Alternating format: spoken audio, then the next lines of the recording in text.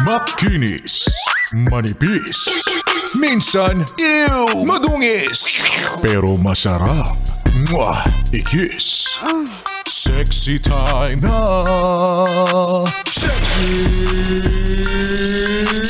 Megan! Sabi nga ng kanta, shout out to my ex. Huy!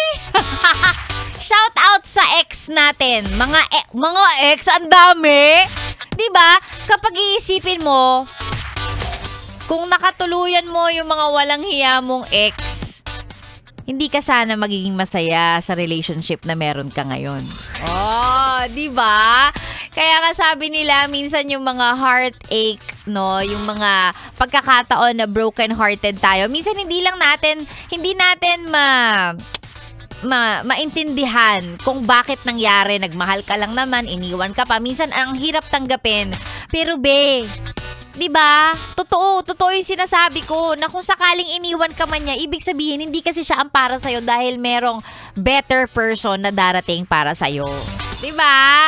O, dun sa mga masasaya sa relationship nila ngayon, 'di ba? Isipin mo, ha? Kung nagkatuluyan kayo nung dati mo, edi hindi ka sana masaya ngayon. Hindi ka sana araw-araw nadidiligan to. Hoy!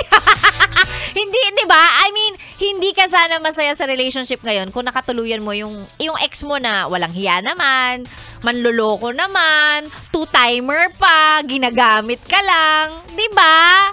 Ganon. So, pag may mga bagay na nawawala sa atin, minsan kailangan lang talaga nating isipin na pag may nawawala, laging merong dumarating na better. Diba? Yung mga hindi mo akalain na, hala, buti pala. Diba yung ganon? Buti na lang. Yung mapapaganon ka na lang sa dulo. Minsan, mahirap lang talagang makita yon. Kasi broken-hearted ka eh. Pero maniwala ka sa akin. Pag may nawawala, laging merong mas magandang dumarating.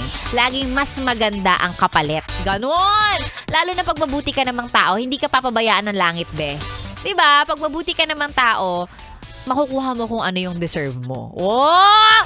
Karma kasi yan. Diba? Karma yan eh. Kung ano ka, kung mabuting tao ka naman, wala ka namang inaagrabyadong ibang tao, wala kang niloloko, 'di ba? Hindi ka naman drug lord. hindi ka naman manggagancho. Magandang bagay ang darating sa'yo. Hintayin mo lang. Huwag ka lang ding mapagod maghintay and magdasal for it. Oh, parang hindi ako to. Ay nako, maraming salamat at sinamahan ninyo ako ngayong araw ng Friday. Gusto ko lang din sabihin sa'yo na maging thankful ka because finally it's Friday. Nakaabot tayo hanggang Biyernes kahit pa mula Lunes hanggang kahapon. Stress na stress tayo. Ang dami nating iniisip, ang dami nating pinagdadaanan. Pero eto na finally it's Friday. It's almost weekend. Tapos na ang buwan ng January tomorrow. It's February 1. It's Feb-ibig month. Feb-ibig month. Oo, pag-ibig month pa rin yun kahit na wala ka namang karelasyon. Kung sakaling single ka, pwede man pag-ibig para sa sarili yun diba? Oh, yan tayo Anyway, eto muna, mag-hello lang ako dun sa mga nanonood at nakikinig sa akin sa ating Facebook Live kasi naka-live ako sa Yes FM Manila FB page. So, meron akong 3 viewers. 3 viewers. Nanay ko, kapatid ko, aso namin.